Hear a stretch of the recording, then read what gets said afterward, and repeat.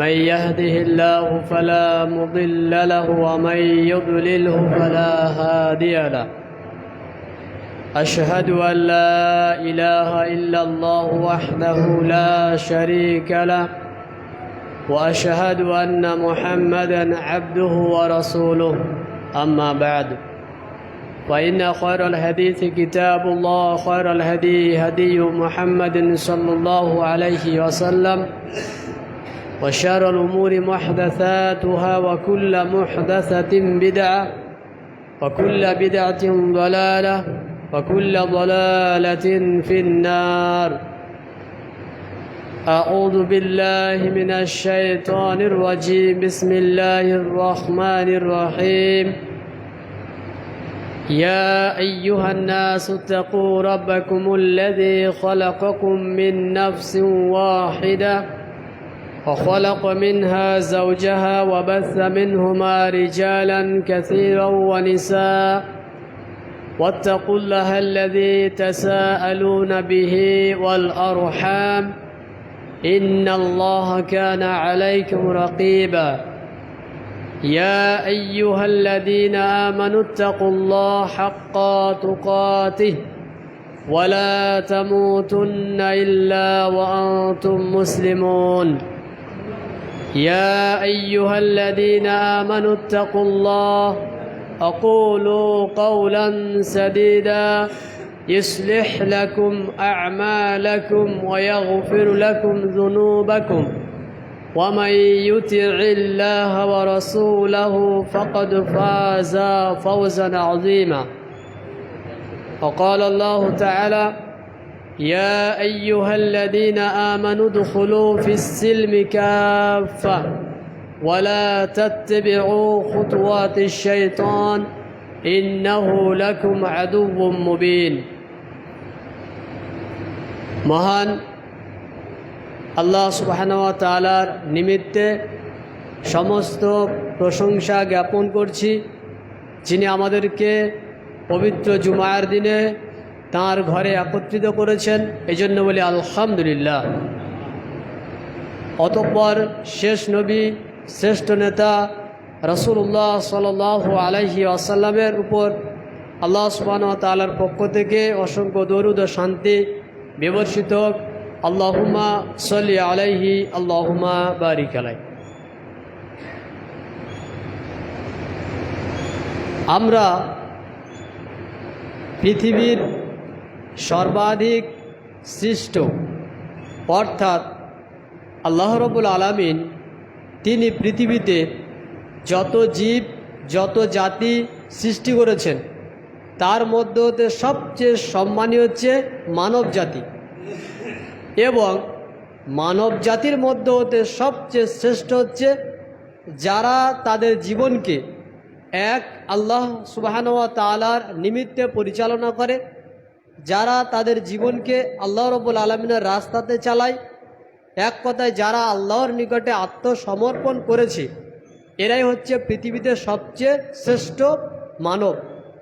যদি জিন জাতীয় একই কর্ম করে, অর্থাৎ তাদের জীবনকে আল্লাহ রাব্বুল আলামিনের রাস্তায় পরিচালিত করে, আল্লাহর নিকটে আত্মসমর্পণ করে তাদের জীবন পরিচালনা করে, তাহলে তারাও পৃথিবীর সবচেয়ে শ্রেষ্ঠ জাতি। মহান আল্লাহ রাব্বুল আলামিনের নিকটে শ্রেষ্ঠত্বের মাপকাঠি হলো ঈমান, তাকওয়া, পরহেজগারিতা। টাকা, অর্থ, ধন, সম্পদ এগুলো আল্লাহ রাব্বুল আলামিনের নিকটে শ্রেষ্ঠত্ব পায় না। সৌন্দর্য আল্লাহ রাব্বুল আলামিনের নিকটে শ্রেষ্ঠত্ব পায় না। বংশ আল্লাহ রাব্বুল আলামিনের নিকটে শ্রেষ্ঠত্ব পায় না। কোন ব্যক্তি ফর্সা, কোন ব্যক্তি কালো, কোন ব্যক্তি লাল, এটা আল্লাহ রাব্বুল আলামিনের নিকটে শ্রেষ্ঠত্ব পায় না। আল্লাহর নিকটে শ্রেষ্ঠত্বের মাপকাঠি হচ্ছে তাকওয়া, পরহেজগারিতা। যেমন পবিত্র কোরআনে আল্লাহ সুবহানাহু ওয়া তাআলা তিনি উল্লেখ করছেন, সূরা হুজুরাতের 13 নম্বর আয়াতে আল্লাহ তাআলা বলছেন যে তোমাদের মধ্যে সর্বাধিক আল্লাহর নিকটে সম্মানী হচ্ছে ওই ব্যক্তি যে ব্যক্তি তাকওয়াবান, যে ব্যক্তি পরহেজগার।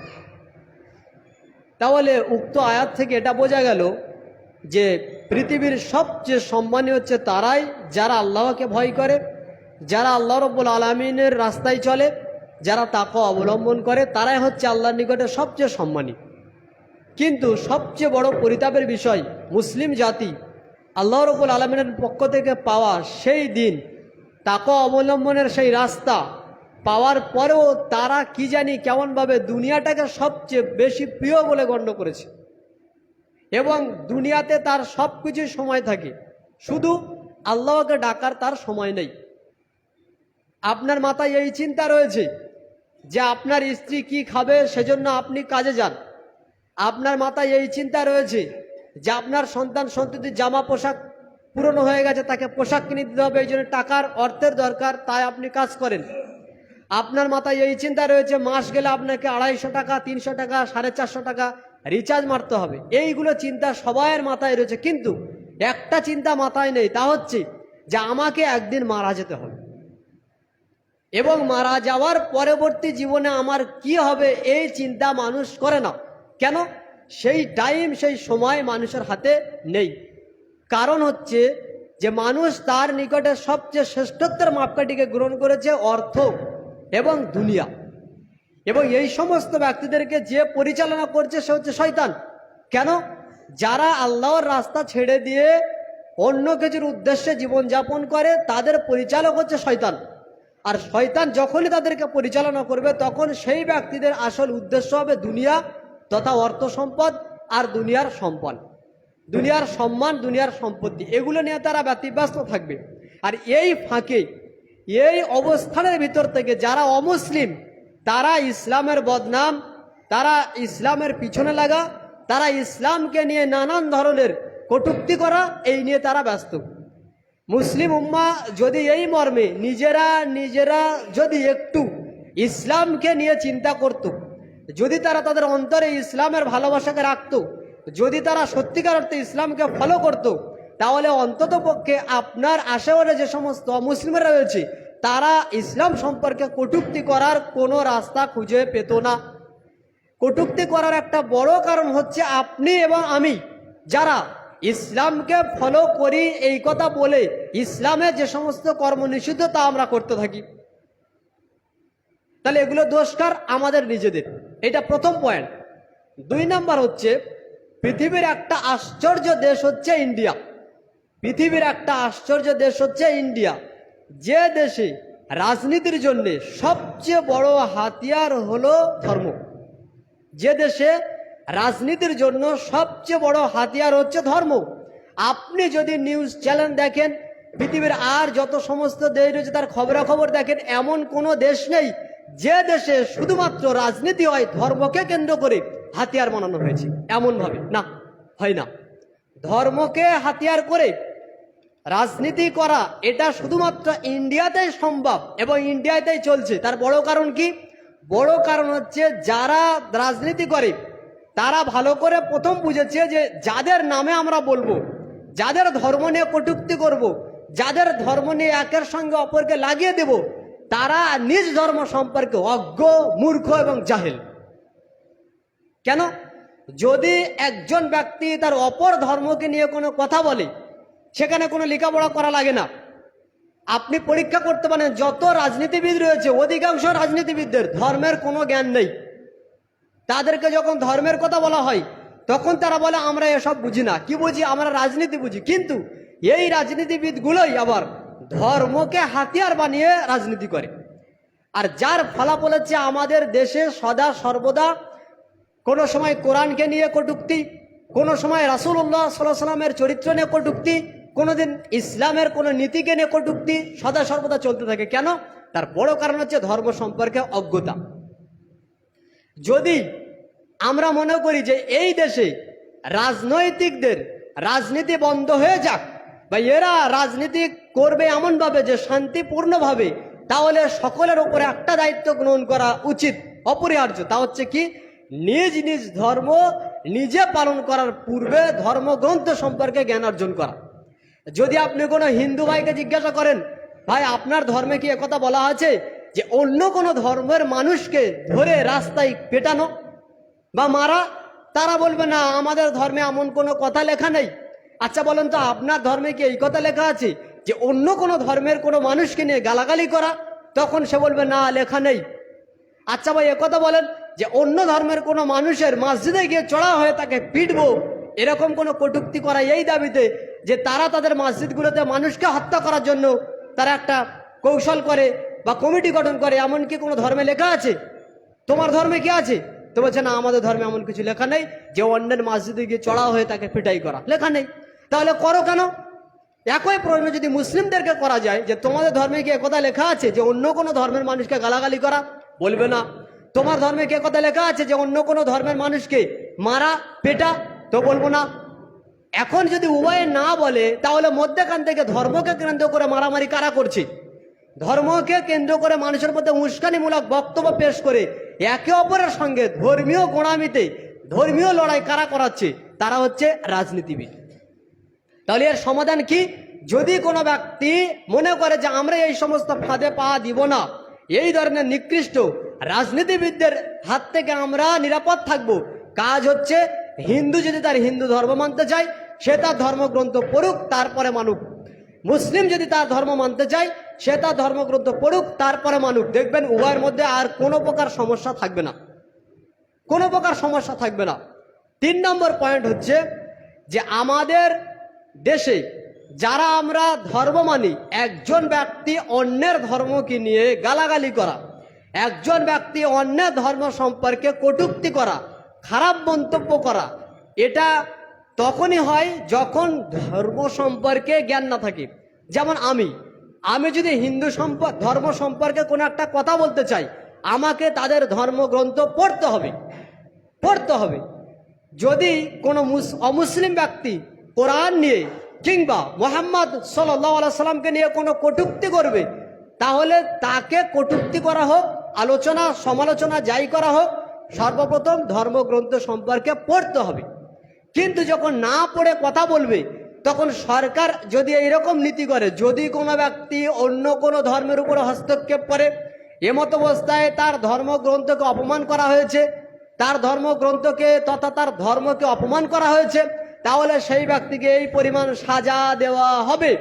দেখবেন এই দেশে অন্ততপক্ষে রাজনীতিবিদদের এই নষ্টামি বন্ধ হয়ে যাবে এবং শান্তি এমনিতেই বিরাজ করবে। আমরা বাজার করতে যাই হিন্দু ভাইয়ের দোকানে, হিন্দু ভাই আসে আমার গ্রামে, কেউ নাপিতগিরি করছে আমার গ্রামে, এমনকি বহু হিন্দু ব্যক্তি রয়েছে যারা মুসলিমদের বিল্ডিংয়ে ঘর ভাড়া থাকে, বহু মুসলিম রয়েছে হিন্দুদের বিল্ডিংয়ে ঘর ভাড়া থাকে। তারা কি করে থাকে ভাই? বাস্তবে এটা সম্ভব যে মুসলিম আর অমুসলিম একসঙ্গে থাকতে পারে এই দেশে, কিন্তু মধ্যেখান থেকে গন্ডগোল কারা করে? রাজনীতিবিদরা। কারণ কি? ভোট নেওয়ার জন্য। তাহলে সমস্যা মধ্যেখানে যেটা সবচেয়ে বড়, তা হচ্ছে একে অপরের মধ্যে ভালোবাসা মহাব্বত প্রীতিকে দূরে সরিয়ে দিচ্ছে এক শ্রেণীর রাজনীতিবিদ। এখন যদি এই রাজনীতিবিদরা এই পদ অবলম্বন করে যে ভারতের প্রত্যেকটা নাগরিকের উচিত যে ব্যক্তি তার ধর্ম মানবে তাকে ধর্মগ্রন্থ সম্পর্কে জ্ঞান অর্জন করতে হবে, স্কুলে পাঠশালায় এই নীতি করে দেওয়া হোক যে হিন্দু ব্যক্তি তার হিন্দু ধর্মগ্রন্থ সম্পর্কে বেসিক জ্ঞান রাখতে বাধ্য, অর্থাৎ মৌলিক জ্ঞান তাকে অর্জন করতেই হবে। মুসলিম ব্যক্তিকে তার ইসলাম ধর্ম মানতে গেলে মৌলিক জ্ঞান অর্জন করতে হবে। যদি এমন বাধ্যতামূলক করে দেওয়া হতো, তাহলে একজন ব্যক্তি অপর ব্যক্তির ধর্ম সম্পর্কে জানতো, ধর্মগ্রন্থ সম্পর্কে জানতো, তখন একে অপরের শত্রুতা আর থাকতো না, কোনো শত্রুতা থাকতো না। কিন্তু এই শত্রুতা যদি দূর হয়ে যায়, তাহলে এই দেশে রাজনীতি চলবে না। আপনি অন্যান্য দেশের দিকে তাকান, দেখেন যে তারা গণতান্ত্রিকভাবে গণভোটের মাধ্যমে নেতৃত্ব যারা দিচ্ছে, তারা কিন্তু মানুষের জনগণের মত নিয়ে তথা জনগণের ভোট নিয়ে তারা রাজনীতি করে, কিন্তু ধর্মকে সামনে রেখে দিয়ে তারা রাজনীতি করে না। আমাদের দেশে এত বিশৃঙ্খলভাবে, এত উচ্ছৃঙ্খলভাবে ধর্মগুলোকে নিয়ে মানুষ খেলা করছে, তাচ্ছিল্য করছে, যা বলার মতো নয়। না হিন্দু, না খ্রিস্টান, না মুসলিমদের এক শ্রেণীর ব্যক্তি যারা একে অপরের ধর্ম নিয়ে সদা সর্বদা রুটি ছেঁড়াছিড়ির মতো ক্ষুধার্ত কুকুর যেরকম খাওয়ার জন্য রুটি ছেঁড়াছিড়ি করে, ঠিক এদের মধ্যে অবস্থান তাই হয়েছে। বড় কারণ কি? শিক্ষার অভাব। এই শিক্ষা যতদিন আমাদের মধ্যে না থাকবে, ততদিন আমাদের মধ্যে এই গোঁড়ামি, এই নষ্টামি, এই মারামারি, এই কাটাকাটি দূর হবে না।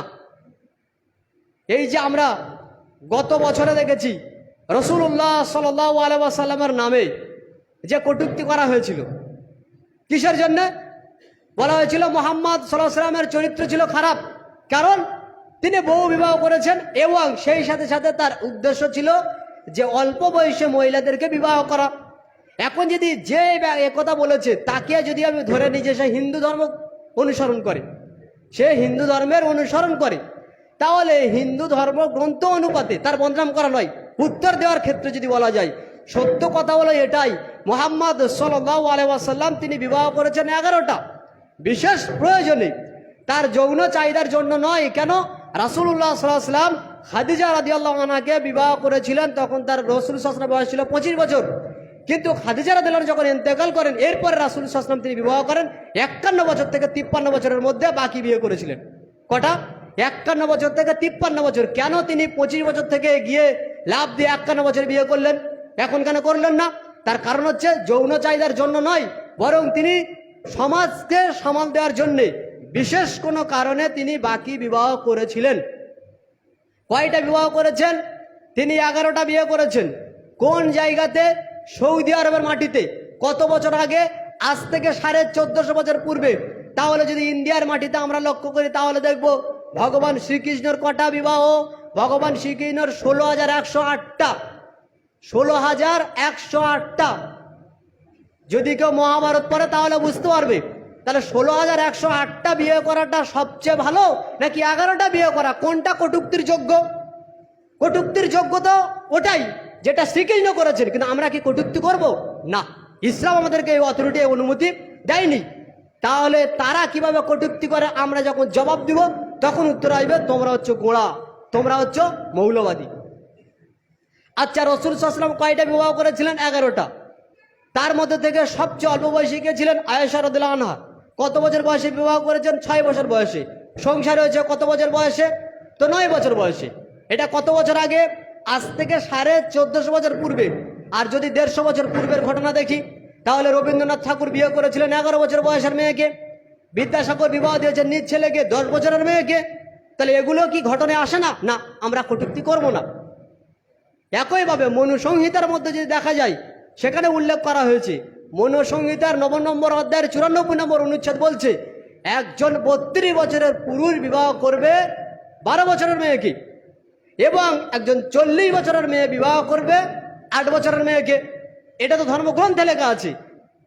তাহলে আমাদের ইসলামে কিন্তু একথা লেখা নেই কোরআন এবং সুন্নাতে যে কোনো মেয়েকে কত বছর বয়সে বিয়ে করতে হবে। না, সেটা তার বয়সের উপরে ডিপেন্ড করবে কোন বয়সে তার বিবাহ হবে।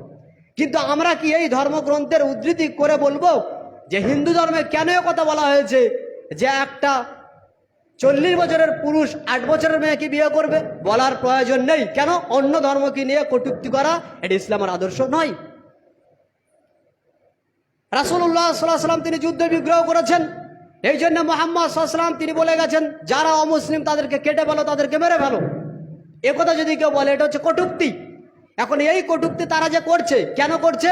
জ্ঞানের অভাবে। আমরা জবাব দিতে পারি না কেন? জ্ঞানের অভাবে। জবাব কি? জবাব হলো যে যদি কোনো ধর্মগ্রন্থে যুদ্ধের কথা থাকে, লড়াইয়ের কথা থাকে, আর সেটা যদি ইসলামকে কেন্দ্র করে কটূক্তির কথা হয়, তাহলে তোমরা খ্রিস্টান ধর্মের সম্পর্কে কেন বলো না? Book of Deuteronomy, book of Leviticus, সেখানে ইচ্ছে মতো দেওয়া আছে যুদ্ধের কথা, কিভাবে যুদ্ধ করতে হবে, কতজন সৈন্য নিয়ে কোন নবী যুদ্ধ করেছেন, সেগুলো কথা কেন আসে না? খ্রিস্টানদের বিরুদ্ধে কথা বলা হবে না। যদি তাও না হয়, ইন্ডিয়ার মাটিতে যদি কোনো হিন্দু ব্যক্তি দাঁড়িয়ে বলে যে কোরআনে আছে যুদ্ধের কথা, সুতরাং এটা মানা যাবে না আজকের, তাহলে ভগবদ গীতাও মানা যাবে না। কেন? ভগবদ গীতার 2 নম্বর অধ্যায়ে উল্লেখ করা হয়েছে যুদ্ধের কথা 37 অনুচ্ছেদে, যুদ্ধ না করলে পাপ হবে। 1 নম্বর অধ্যায়ের 46 নম্বর অনুচ্ছেদ বলছে যে যুদ্ধ করা হচ্ছে জান্নাতের রাস্তা। তাহলে সেখানে তো যুদ্ধের কথা আছে, তো কোরআনে তো যুদ্ধের কথা বলছে। তখন তারা বলছে না না, আমাদের ধর্মে যেটা আছে যুদ্ধের কথা, সত্যের সঙ্গে মিথ্যের যুদ্ধ। কোরআনও তো তাই বলছে যে পৃথিবীতে সত্য প্রতিষ্ঠা করো। নিজের বাপের বিরুদ্ধে হলেও, নিজের আত্মীয় স্বজনের বিরুদ্ধে হলেও তোমরা সত্য প্রতিষ্ঠায় দৃঢ় থাকো, এটা আল্লাহ বলছেন। আর সেই সত্য প্রতিষ্ঠার জন্য যদি তোমার সামনে কেউ বাধা প্রাপ্ত হয়, যদি তোমাকে কেউ বাধা দেয়, তাহলে তোমরা তাকে বোঝাও, তাকে তোমরা বোঝাও। এটা হচ্ছে প্রচেষ্টা তথা জিহাদ। এই জিহাদ মানে মারামারি না, প্রচেষ্টা করা, সত্য প্রতিষ্ঠার জন্য প্রচেষ্টা করা। এবার তারা যদি তোমাদের সঙ্গে জোরপূর্বক যুদ্ধ করতে আসে, তাহলে তোমরা তাদের সঙ্গে লড়াই করো। কখন আল্লাহ তাআলা বলছেন? আল্লাহ তাআলা বলছেন ওয়াকাতিলু ফি সাবিলিল্লাহিল্লাযীনা ইউকাতিলুনাকুম, যারা তোমাদের সঙ্গে লড়াই করে তোমরা তাদের সাথে লড়াই করো। ওয়ালা তাতাদু, আর লড়াই করার বিষয়ে তোমরা বাড়াবাড়ি করো না। যে তোমার সঙ্গে লড়াই করছে তাকে তোমরা মারো, অন্য লোককে মারবে না। এরপর আল্লাহ রাব্বুল আলামিন সূরা বাকারার 191 নম্বর আয়াতে এসে বলছেন যে তোমরা তাদের সঙ্গে লড়াই করো না হাত্তা ইউকাতিলুনাকুম, যতক্ষণ না তারা তোমাদের সঙ্গে লড়াই করে। তোমরা তাদের সঙ্গে কখন লড়াই করবে? যতক্ষণ না তারা তোমাদের সঙ্গে লড়াই করে। এরপর 93 নম্বর আয়াত, 193 নম্বর আয়াত এসে বলছেন সূরা বাকারাতে আল্লাহ তাআলা, ফাইন ইনতাহাউ, যদি তারা ফিরে আসে, পিছনে ফিরে যায়, মানে যারা তোমাদের সঙ্গে লড়াই করতে এসছে তরবারি নিয়ে, তোমরাও তাদের সঙ্গে লড়াই করো। যদি এমন অবস্থায় তোমাদের সৈন্য সামন্ত দেখে, তোমাদের ক্ষমতা দেখে তারা পিছিয়ে হটে যায়, তখন আল্লাহ তাআলা কি বলছেন? ফাইন ইনতাহাউ ফালা উদওয়ান, তোমরা আর বাড়াবাড়ি করো না। যদি তারা ক্ষমা চায়, যদি তারা পিছনে ফিরে যায়, যদি তারা মনে করে আর যুদ্ধ করব না, যা হয়েছে যথেষ্ট, তাহলে তোমরা আর বাড়াবাড়ি করো না। তাহলে ইসলাম কাদেরকে মারতে বলছে? যারা তোমাদের সঙ্গে লড়াই করে। ইসলাম বলেনি অন্য কোনো মানুষকে মারতে হবে। তাহলে এই ব্যক্তিগুলো যে আয়াতের অপব্যাখ্যা করছে কিসের কারণে? তা হচ্ছে ইসলামকে না বোঝার কারণে। যেমন ইদানিং মাত্র কয়েক সপ্তাহ আগে রামগিরি বলে একজন ব্যক্তি মহারাষ্ট্রে রাসূলুল্লাহ সাল্লাল্লাহু আলাইহি ওয়াসাল্লামের নামে একটা বাক্য বলেছে। একজন ব্যক্তি জিজ্ঞাসা করেছে যে এখন সমাজে বা দুনিয়াতে এত অরাজকতা কেন? তো ও বলছে অরাজকতা বেশি হওয়ার বড় বড় কারণ রয়েছে, যার একটা কারণ বাংলাদেশ। কি কারণ? তো ওই ব্যক্তি বলছে যে বাংলাদেশে হিন্দুদের উপরে মুসলিমরা যেভাবে অত্যাচার করছে, এর কারণ কি জানা আছে? তো বলছে না। আপনি বলেন। এর কারণ হচ্ছে তাদের যে লিডার সেই নিজেই ছিল অত্যাচারী। আচ্ছা, এ কথাটা কেমন লাগলো? মানে মুহাম্মদ সাল্লাল্লাহু আলাইহি ওয়াসাল্লাম তিনি ছিলেন অত্যাচারী, তিনি মানুষকে জোরপূর্বক মারতেন, জোরপূর্বক মানুষের মন্দির ভাঙতেন। এটা হচ্ছে মুহাম্মাদের কাজ। যেহেতু তাদের মুহাম্মদ লিডার এই কাজ করতো, এই জন্য তারাও এই কাজ করে। এখন এই কথা যদি তারা বলে, এটা কি রাসূলের অপবাদ নয়? অবশ্যই অপবাদ। তাহলে যদি এইভাবে একটা একটা করে তারা কটূক্তি করে, এর কটূক্তির কারণ কি জানেন? এর কটূক্তির কারণ হচ্ছে রাজনীতি। ভাববেন না যে ধর্মের বিরুদ্ধে করছে। ইন্ডিয়ায় থেকে যখন কেউ ধর্মের বিরুদ্ধে কথা বলবে, ভাববেন সেটা রাজনীতির জন্য। যার বড় একটা নজির, বড় একটা প্রমাণ হচ্ছে কি? বাবরি মসজিদ। এর পূর্বে আমি মেম্বারে বলেছি বাবরি মসজিদের বিষয়ে। কয়েক শতক ধরে বাবরি মসজিদকে নিয়ে শুধু চলছে বিচার, বিচার চলছে। কেন? প্রত্যেক বছর যদি ওই বাবরি মসজিদকে কেন্দ্র করে ভোটাভুটি হয়, তাহলে অনেক ভোট পাওয়া যাবে। আর যদি বিচার একেবারে করে সিল মেরে দেওয়া যায় যে ওই মসজিদ পড়ে থাক, মসজিদে শুধুমাত্র মানুষ দেখতে যেতে পারবে, নামাজ পড়বে না, তাহলে কোনো আর কিছু হবে না। কেউ যাবেও না দখল করতে, আর কেউ নামাজও পড়তে যাবে না। আর মানুষ যখন ওখানে না যাবে, মিডিয়াও যেতে পারবে না। আর মিডিয়া না গেলে তখন আমাদের